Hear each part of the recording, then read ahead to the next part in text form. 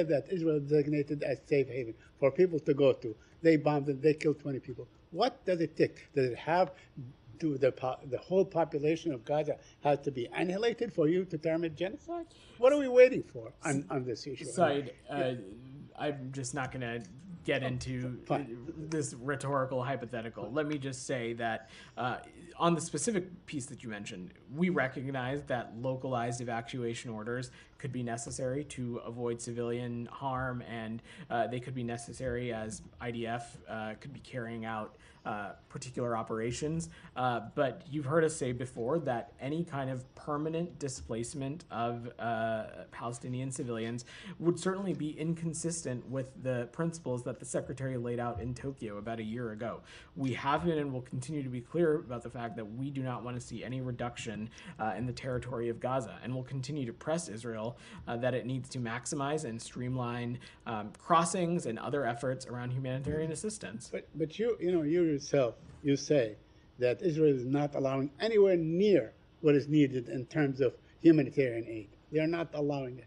Would you call on them to allow at least the aid? Would you call on them to allow the anesthesia that children need, amputees need, and so on? Those kids that are being torn apart day after day. Site. At every interval, we have worked tirelessly to address the humanitarian situation in Gaza. We have, even in the immediate days and hours following this conflict breaking out, we have stressed the importance of humanitarian aid getting in.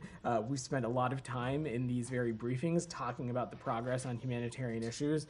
I spent a good chunk of a daily press briefing a number of weeks ago talking about how we have seen some areas as it relates to humanitarian assistance improve, but other areas where we continue to need to see improvement, that will continue to be the case, and it's something that we will continue to stress. Thank you. Tom, go ahead. Just to follow up, I mean, you said there that the US State Department, that you find that the allegations are unfounded. You also talk about the US conclusion that these allegations are unfounded. I mean, is that a formal conclusion then at the end of the process? I'm not going to speak to that. There's no formal conclusion of a process that I'm certainly speaking up from up here. There continue to be a number of deliberative processes as it relates to the situations on the ground, tools that we've spent a lot of time speaking about up here, things like CHURG, things like conventional arm transfer policy, things like the Leahy process.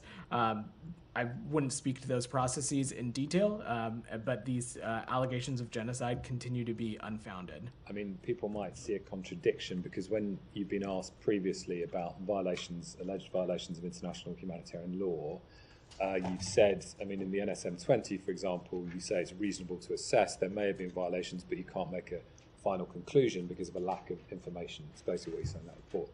So you say there is a lack of information in terms of what you know about what's going on in Gaza, and yet you can say that you can conclude, and you have found, that the allegations of genocide are unfounded. So how is it you can conclude that, but not conclude? So I perhaps used a too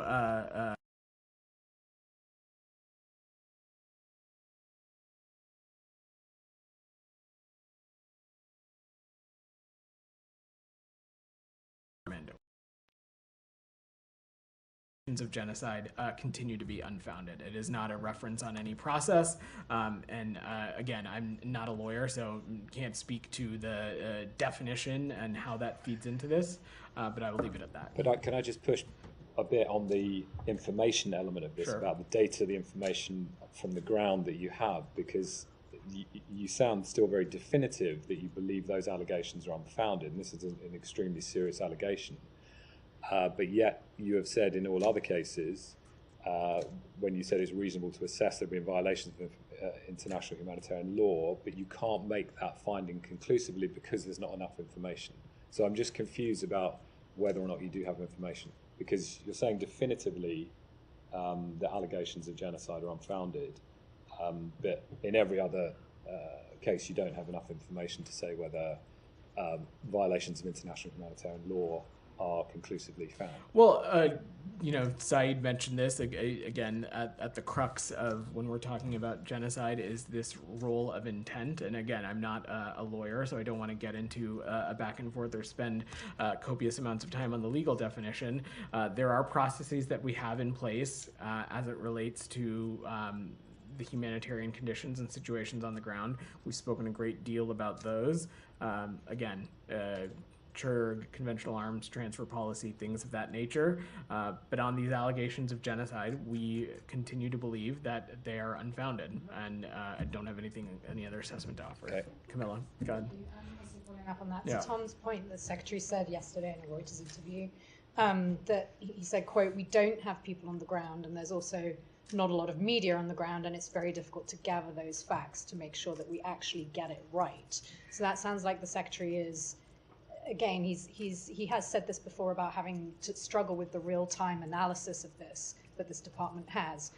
So my question is really that a lot of even if you don't agree with the conclusions of Amnesty's report, a lot of the findings within that report, will you be factoring that into this department's ongoing assessments? I can't speak to the specific report itself, but certainly when we talk about these various processes, whether it be CHRG, whether it be conventional arms transfer policy, whether it be the other deliberative processes that we have in place, certainly the perspective of NGOs and the perspective of civil society actors and humanitarian organizations absolutely are part of that process, and they are part of the factors that feed into that. But not just the perspective, but it's from the actual evidence that they are gathering from eyewitnesses on the ground. So whereas that is what I mean. The perspective and analyses that are done by some of these groups certainly are things that we factor and discuss, and they're tools that we utilize as it relates to whatever decision making we may or may not take as it relates to any particular foreign policy issue. And this is quite a specific question to part of the report, but they looked at the result of 15 Israeli airstrikes that took place in northern, central, and southern Gaza between October 7th and the 20th of April. So that's notably ahead of the NSM report being released. They took this as a snapshot of what they say is a pattern that has happened throughout Gaza over the past 9 months. That led to the killing of civilians, and that there was no evidence that there were, in fact, any Hamas military assets or fighters in those locations, and that those strikes killed over 300 civilians, including over 140 children. Again, that's what they've done is apparently a snapshot of what's been happening. So I'm just.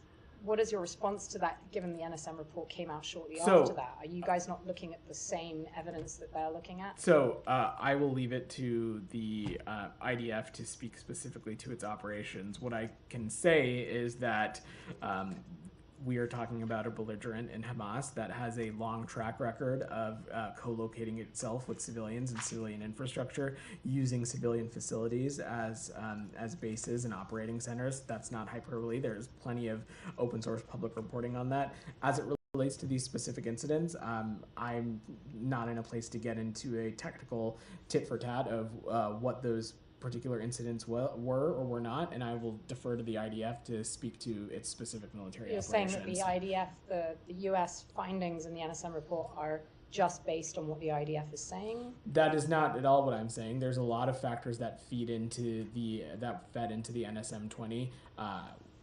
These particular data points and as it relates to that, I don't have that's not a level of detail that I'm able to get into.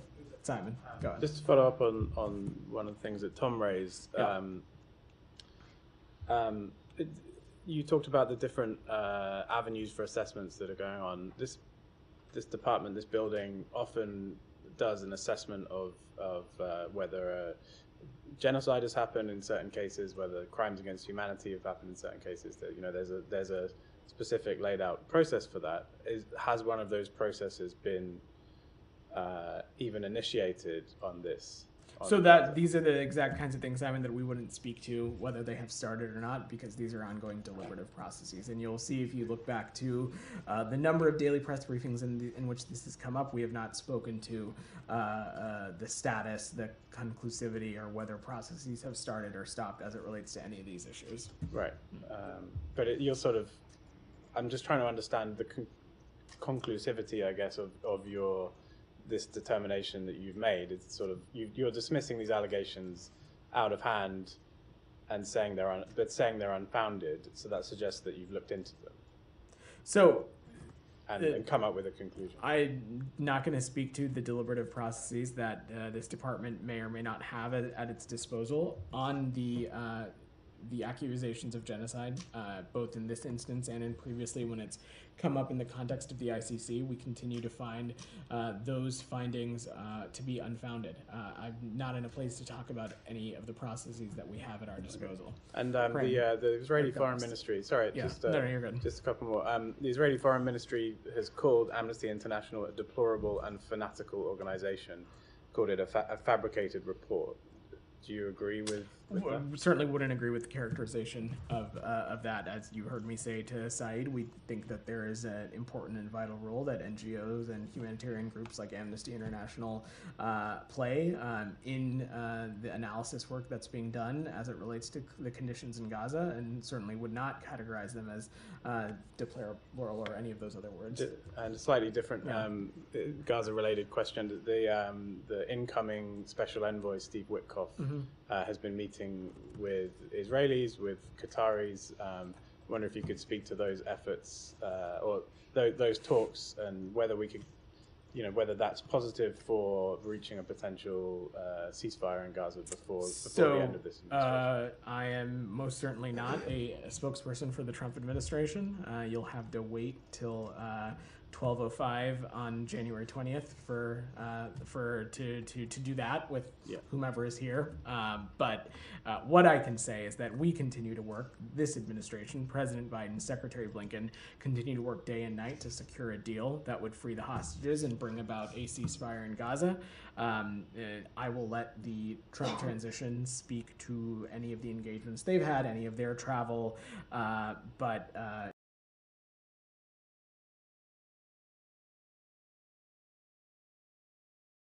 private, Sean, but we have continued to engage with their appropriate counterparts of the ROK, both here in the United States and in Seoul. I don't have any specific calls to read out, but to take a step back, we are concerned about the situation we saw unfold earlier this week on December 3rd. There are many questions that need to be answered regarding the decisions surrounding those developments. We're encouraged by the democratic resilience of the Republic of Korea during a period of testing and candidly uncertainty, and we're continuing to expect that the Republic of Korea's democratic system and democratic process will prevail. And most importantly, we reaffirm the accomplishments we've made in our bilateral relationship, and we'll continue to advance all of those priorities with the ROK, as well as advance our robust trilateral partnership with Japan as well. These efforts, in our point of view, they're at the core of our shared values, and we think that they're vital to prosperity and stability in the Indo-Pacific. In our viewpoint, our alliance remains rock solid, and the American people stand shoulder to shoulder with the people of the Republic of Korea, and we warn against any provocations or threats to that alliance. You said that many questions need to be answered. To follow up on that, I mean, obviously President Yoon was the one who imposed the martial law and rescinded it. Is it going to be business as usual with him? I know there's an impeachment proceeding against him, and presumably you're waiting for that as well. But from the U.S. perspective, can you carry on with him the same way that you did before the martial law? So first, the impeachment process that you mentioned, that is an internal process within the ROK, which we expect will be handled in accordance with the ROK Constitution. We continue to support the rule of law and democracy in the ROK, which we think are the foundational pillars of our alliance.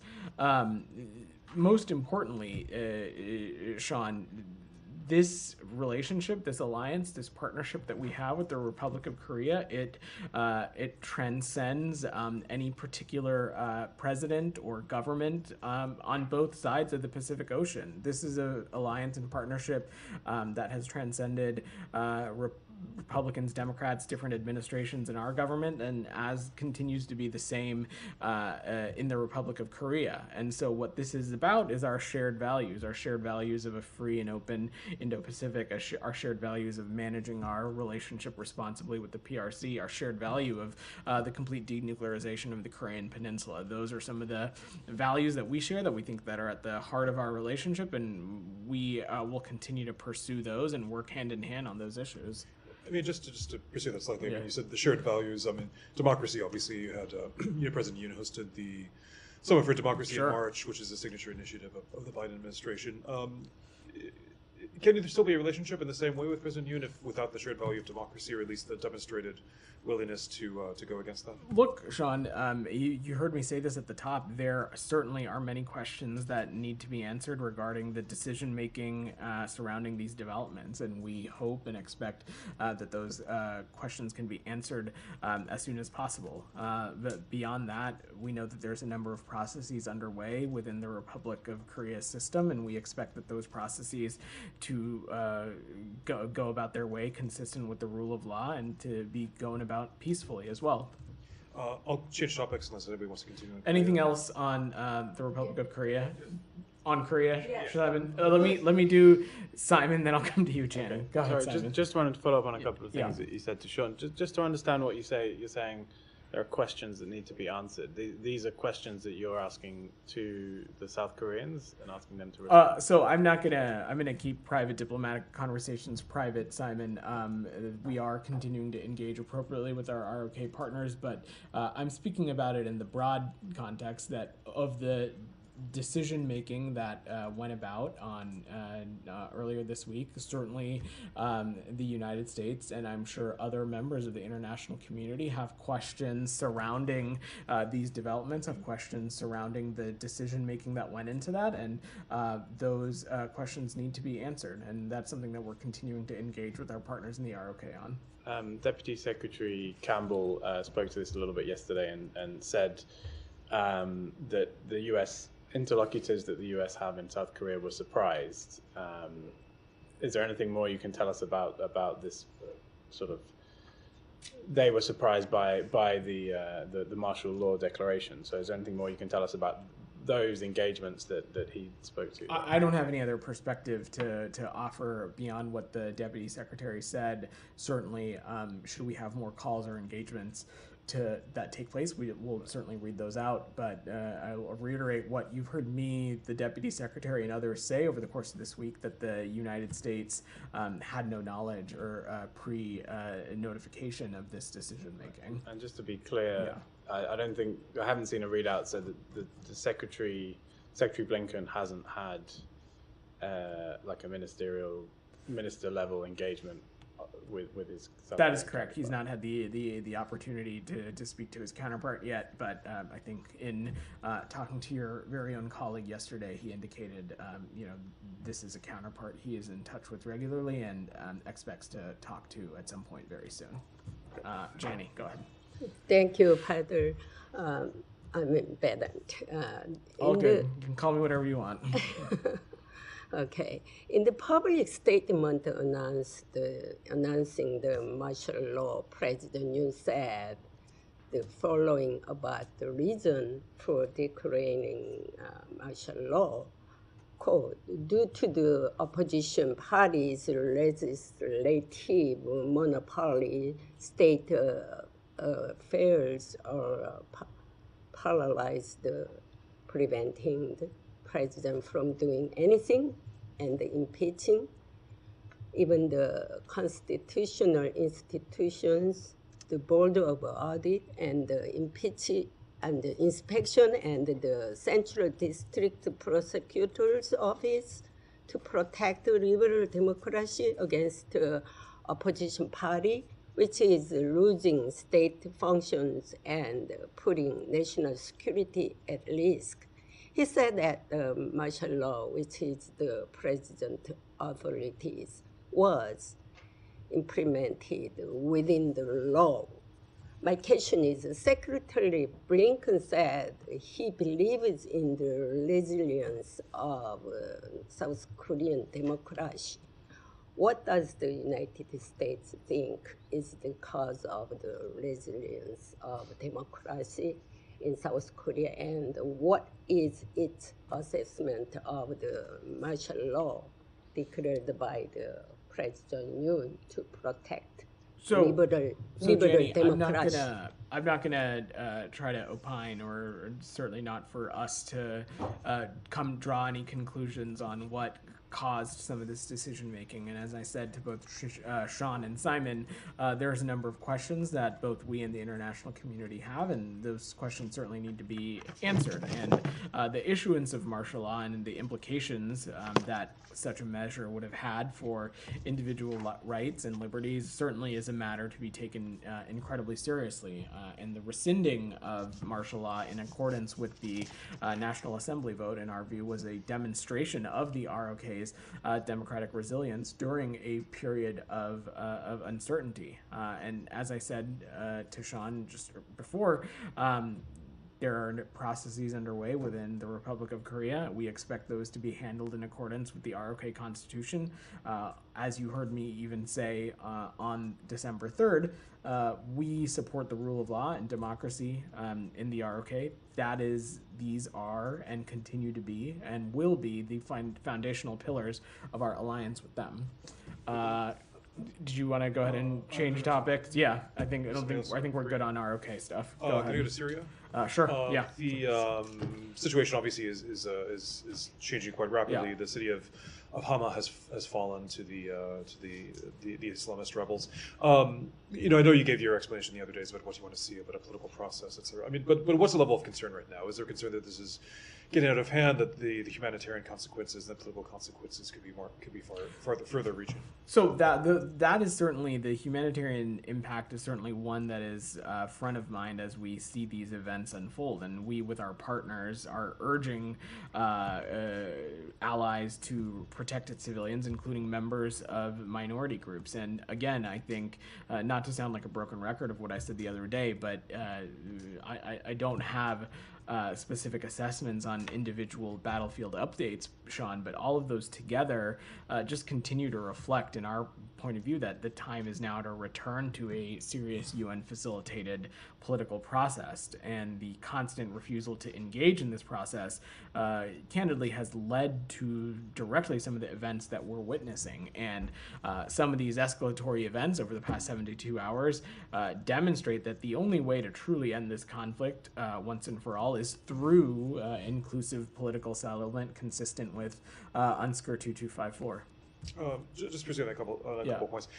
Iran, of course, is allied with Assad and said that it's willing to consider sending more troops in. Obviously, the U.S. is critical of Iranian involvement. What's your take on that? I mean, is there a sense that there needs to be prevention of Damascus falling? Even what's your assessment of a greater Iranian role? Well, look, this goes back to what we've long said, that we think the Iranian regime has been and continues to be one of the largest exporters of terrorism and instability since 1979. We want to see Iran stop its destabilizing activities inside Syria and in the broader region writ large, full stop. And we think key to that, at least in the context of Syria, is a UN-facilitated process that is consistent with UNSCR 2254. Just one more, Yeah. but sort of peripherally related, but on Iran, domestically in Iran, Narges Mohammadi was released, but only temporarily. This is, of course, the Nobel laureate. Does the U.S. have a stance about, have any take about whether this is a positive development, whether more needs to be done? So we're aware of the reports of Narges Mohammadi, that she's been temporarily released from prison for medical treatment. It continues to be deeply troubling and unfortunate, because she should have never been incarcerated in the first place. And her deteriorating health is a direct result of the abuses that she's endured at the hands of the Iranian regime. We call again, just as if we've done before, the immediate and unconditional release of Narges and other political prisoners who continue to be detained without just cause. This is another long example in the long line of examples of the Iranian regime's campaign to silence its critics, silence journalists, silence human rights activists, and this includes Narges Mohammadi, and this kind of behavior needs to stop. Go ahead, Jalil. Pakistan is neighbor of Iran, and I don't know if this makes sense that the world's richest man, it's great that he meets the Iranian diplomat in New York, but for a journalist like me, that makes me more concerned that in future, is these people are going to be dealing with Iran? Because for me, as a journalist, it's very complicated to understand Iran. Why, like this, does it make sense to you? I'm not sure the premise of your question, Jalil, and honestly, this has nothing to do with the topic that we're talking about. And I'm going to move to Saeed because that was really disrespectful to your colleagues. Go ahead, Saeed. Thank you, Vedant, and apologies for walking in late. No, all good. I wanted to ask you about the Amnesty International report. Sure. I wonder if you saw this. Amnesty International concluded that Israel is in fact committing genocide in Gaza. First of all, have you reviewed the report? So I've seen the reporting about the report, and I will let Amnesty International speak to the details about it. As you've heard us say previously, Saeed, we disagree with the conclusions of such a report. We have said previously and continue to find that the allegations of genocide are unfounded, but there continues to be a vital role that civil society organizations like Amnesty International and human rights groups and NGOs play in providing information and analysis as it relates to Gaza and what's going on. But again, as I've said before, that we do not and have not concurred with these past findings regarding genocide. That does not change or alter the continued concern that we have as it relates to the humanitarian situation in Gaza. It does not change the continued concern that we have as it relates to this conflict's impact on civilians and civilian casualties. And we continue to stress at every turn that there is a moral and strategic priority for Israel to comply with international humanitarian law. And that is something we're going to continue to raise with partners in the region and directly with Israel. But ultimately, Saeed, truly the best thing that can happen if we want to see improvement in the humanitarian conditions in Gaza, if we want to see the remaining hostages return home, and if we want to see an end to the conflict, is for the parties to work towards an agreement to stop the war. And that's what we're continuing to be focused on. No, so let me just follow up on this, because now we have Amnesty International. Before that, we had Human Rights Watch. We have all the UN organizations, all the human rights organizations, probably throughout the world. B'Tselem, the Israeli human rights organization, every other organization, saying that Israel is committing genocide. And it depends. I mean, it says, I know that genocide depends a great deal on intent. And it says, it bases its conclusion on statements time and time again by Israeli commanders, by Israeli officials, by certainly the president of Israel, by many, many other people that says they are committing genocide. I mean, we see that they have killed 45,000 people, 17,000 children. It deprives food from going in. It deprives anesthesia from going on. CNN reported yesterday that Israel disallowed anesthesia from going into Gaza. What is it going to take for you, for the United